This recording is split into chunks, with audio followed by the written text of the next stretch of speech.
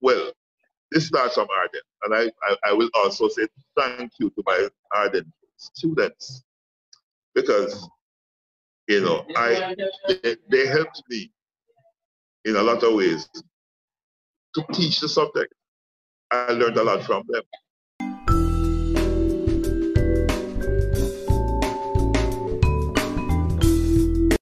Well, welcome back, Ardenites from everywhere. We're with the domitable, inimitable Fitz Hall, legendary math teacher at Ardenne, and we've been talking about his early days at Ardenne, some of his experiences, meeting his wife there, falling in love.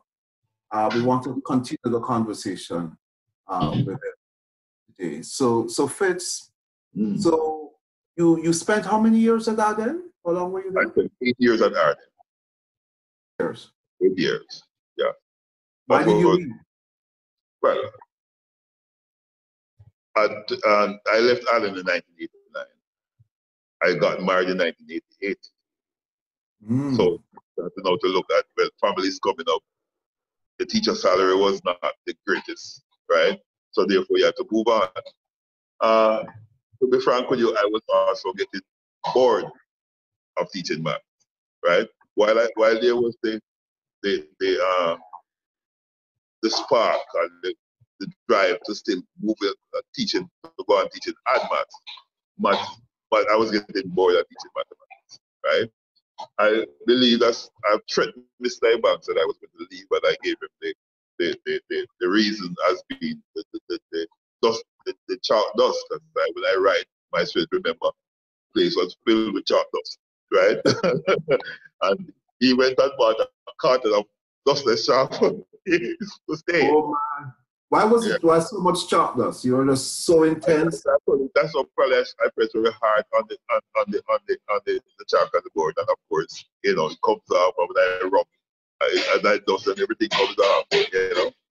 But you know, when I took it, there was this advertisement at the Betting Game and Lotteries Commission for a senior inspector. Basically, what used to happen is that the Betting Game and Lotteries Commission deals with government collection of revenues for government in the gambling industry. And so there was a job for a senior inspector. So I had applied because a teacher at Ardenne, her husband was an inspector there and moved on to accounting. So the space was there. So I got that job, right? And in that little time, my maths basically came to the fore, because now here it is that my weakest area in teaching at maths at Ardenne was probability. I used to marvel at Belly and Jono, you know, discussing this thing. And based on how I heard them and saw them fighting, I said, listen, I'm not getting into this. You understand me? But guess what? I had to apply that to the whole question of bet types, etc. at the Betting Game Commission, right? Eventually, I was promoted to the director of operations. And there I would have now been seeing things like, I saw to the introduction of the tote board at the Cayman Asbar, which was moved from a mechanical tote to electronic tote, right? So, and all of the workings of that, I have to go and ensure that it was paying out properly. It had the right mix of bets, etc. Right? And I was within 3 months of going to Betting Game and Lotteries Commission. Excellent. Eventually the whole gaming and lotteries institution came on stream. And I had to go to Mississauga, Canada, to look at the now lottery system that is running Jamaica. Right? Look at it, approved it to the government, and it was implemented. Changes, well, the past went among what were now in the group if you do play lotto, cashback, those things, I was the one who put the non computerized security to that system, and it is holding until today, right? Um, that said, the whole question of a casino license, I personally was involved with that. The setting up of the Sport Development Foundation for money from gaming to go into sports, etc. Because it was sports development. It was about sports initially, and the government decided that they're going to put it for other things also.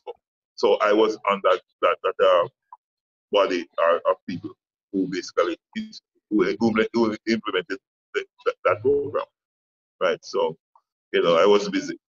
I was I didn't know that. I didn't know you were doing all of those things. yes. But we should But tell at the same time, I continued with some amount of teaching up to when before I started to travel, because I had moved now to UA extramural, now UA open campus, and UA was on a drive to improve their staff into degree programs, but they realized number of them were also deficient in terms of CXC, well, at time O levels, right? And so while they put out the advertisement and took people from the wider society to come to their program, they also were training their staff members to degree programs. And I was for a time I was a math teacher there. Right? Yeah. I was saying earlier, Fitz, it's we should tell everybody watching on the WhatsApp group that you are actually in a sports bar on your phone next door to your class. Yes. And you have the students actually doing exercises now while you're talking to us. Yeah, right. So my class has been man just the same. Yes. So you're now like one of the biggest math entrepreneurs in the country, teaching mathematics. Well, I didn't calculate to see that. That's something I was in, But well, this starts from Ardenne, and I will also say thank you to my Ardenne students, because they helped me in a lot of ways to teach the subject. I learned a lot from them, and when I moved on to tertiary institutions like UCC, University of the Caribbean, IMT, I was at GYM, Nova Southeastern University. I have taught maths in all of those institutions. Matter of fact, University of London, students from there, right? My experience from Ardenne, I would say that the foundation was St. Andrew Technical High School. But as a teacher, I was molded mainly by Ardenne students, right? They taught me a lot too, right? And of course, some of the maths teachers there at the time, I remember Jono, before he passed, was doing his master's degree while I was on campus teaching math psychology. And Jono said to me in his master's program, said, we did team teaching, and I didn't realize that was a part of a master's program. There were times when we found that people were deficient in that area. And of course, the next teacher who is strong would come to your class, teacher, take the notes, and go back and teach again. You understand me? And that was Ardenne, and that was Ardenne staff. You understand me? And the students. Because I remember even one day I was doing applied mathematics in art maths. This was over some holiday. And there was a question I gave for homework. And when I looked at it, I couldn't do it, but I gave it for homework. The following day when I came, nobody did it. And I was looking now for Allah, for help. He wasn't in the class, So when we were around, Alec walked in and I said, Allah, you heard this question? He said, some of it has been on the board. So we started to work it, and then now he's stuck somewhere. And he said to me, just about the same time, both of us realized where next to go. So he said, I find that I find it too. And that was done. You understand me? So my Ardenne students really helped me to teach maths, believe me. You know, they were interested in my growth as a maths teacher. You know. That's Yes. amazing. That is absolutely amazing. That teacher and student dynamic that you were able to develop over the years. So tell me about the business. How are you doing? Making Okay. All right. This business before without our students started at Ardenne. Okay. I taught my extra classes at Ardenne. My only peeve at the time was that the ones who were bright were the only ones coming to the extra classes. You understand me? Right? And so at extra class, one of the things that happened, used to happen though, is that when they pay me, we go down to Half a Tree and we'll buy patty and something I eat have the money that they pay me. I was not sick to my time, having nothing to do with money. You understand me? So, you know, so walk them to Half a Tree and we spend the money. No. But over the years, I have gone back to Ardenne, left there for a time, went back, asked them to do my classes there, etc. And eventually I moved over next door beside Ardenne to Quality Academics as a part of an agreement that I thought I would teach third form. Eventually I started teaching Cape. And when I taught Cape, their grade, their pass rate from 20% to 70% in the first year. And Mr. Robbins, who is the principal, I asked him if I could maintain my class over there. So, yes, I took over 100 students with me as a part, right? And what they did was they allowed me to teach my class, pay rent there, etc., etc. Now, you know, of course, sometimes some things that you do sometimes turn back to bite you, because eventually I wanted to take over my business. So I moved out and went to IUC, and it was I alone. Eventually, other teachers decided that, oh, your model is good. We're going to come with you. So we have now rented a shop on Dolby Plaza. And we keep it this way. Everybody's like, we're not having a school. It's a set of professionals doing their own thing.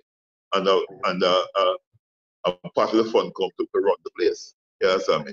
So we have their physics, chemistry, bio at our levels, business, Spanish, French, mathematics. And we're trying to acquire an English teacher, although the two Spanish teachers, them if we want to them to teach Spanish, for English they can teach English. Things like those. What has happened since the last couple of months? My twin brother, it's amazing. No, I have not a twin. But guess what? This is my twin brother. He was born 2 doors from me at Cape Gate on the same day we were born. Okay. December 5, 1956. And guess what? We went to Penwood, we went to Stats, we went to Cast. Now, he's now probably an instructor or some examiner with Heart Trust and has his own operation. So he's now merging with me for me to teach the maths, the English, whatever it is, with his students, and he teaches TD, etc.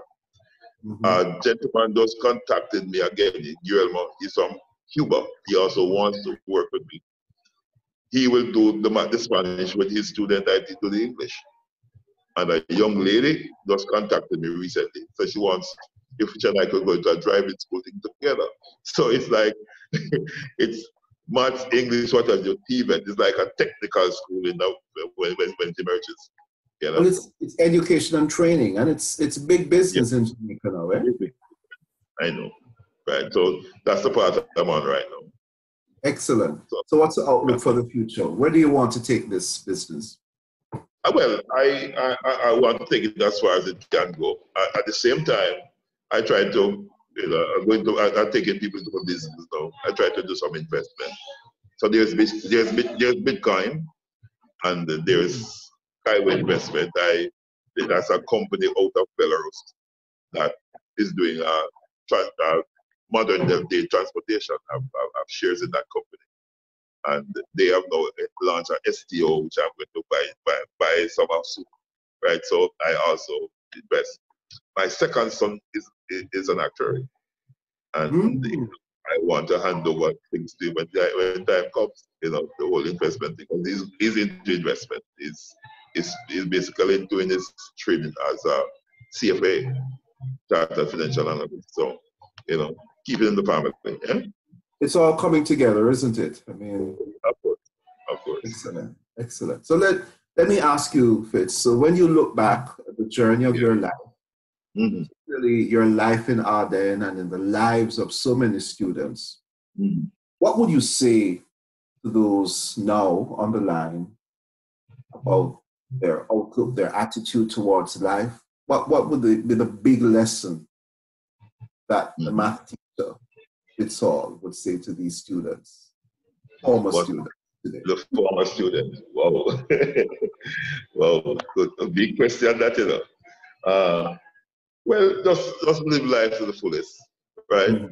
What you do, try to be good to everybody, even the smallest guy in the street. To be humble, because I'm told that I'm a humble person sometimes. I'm sure that everybody will share that.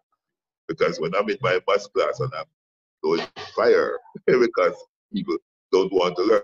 Matter of fact, these days I'm calling names of my students that went to school then to the ones now as motivation. Right? Alex's name is called. I taught Alex's daughter the year before last in CSEC Maths. And when he comes to the class, I'm sure when I said it, I look a bit ashamed. But I said, listen, this is the best match I've ever had. Right? And this is his daughter. So basically just be the best, do the best to the fullest, and whatever to the best of what you can do to your ability, and try to see what you can do to help somebody, to help humanity. You understand? Be a role model, be a star. You understand me? And I see that there are a lot of stars out there just to say that some of them I can't give advice. And with all of your gifts and your agile mind and all of your abilities, you have stayed on the rock, you have stayed in Jamaica.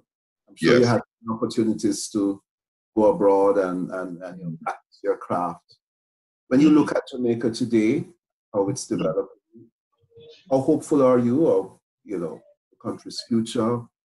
Well, let me ask you, somebody recently, I think something took place here, and he mentioned, this is Jamaica, this is Jamaica for you.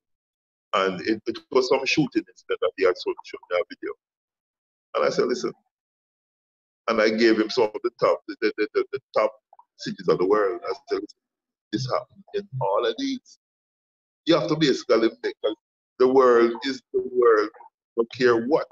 I don't care where you go, there's good days, bad days, indifferent. You understand me? And you have to live. I personally don't even drive. I walk a lot, man. Right? I love. So my wife is she's worried about me because I do a proctoring for Daytona State University. Now, when I finish a class at 8:30, I go on to 11:59 at night time at Daytona State. The only night I drive the solenoid. I take the car from her, wash it, fill it with gas. But I take the bus. You understand me? You take the bus in Jamaica? I'm not frightened about anything in Jamaica. Right? I walk to the front of the place, the security guard lets me out, and I stay there, wait until a taxi comes. What has happened is that, again, I don't know if it is charisma or what. I can't say. But people are down themselves to me. So the taxi that I take to Spanish, I live in Spanish. Eventually, what started emerging is that there's about 2 or 3 policemen and a soldier man who are moonlighting. And they say, teach, come. Let me carry you. You call me, I will pick you up and carry you to your yard and you pay me. Right? So that is what is happening nowadays. You understand me? But I love to be. I'm not afraid of anything in Jamaica. I walk thing. I don't think anybody wants to do anything. And most of what is happening in Jamaica is people on people scenario. I am not in the people on people thing. You understand me? It's just like I could be in a place just like what happened in New Zealand in Christchurch the other day. Innocent and somebody shoot you up. You understand me? I don't know if that is happening in Jamaica. What happened in Jamaica is that a man and a man have a thing. A man go shoot for a man. Of course, him do a thing. I don't know about anything. You understand me? But good. You understand me? So I'm not afraid to stay here. You understand me? And guess what? I am here earning Bitcoin and other things. Why should I move to America? Why should I move to anywhere else? Right? I'm comfortable. My biggest achievement is achievement of my children. And of course my family, my wife, that at least we are still together for 30 years. She has tolerated for so long, right? It has not been easy. Believe me. It's a big task, but it has not been easy, right?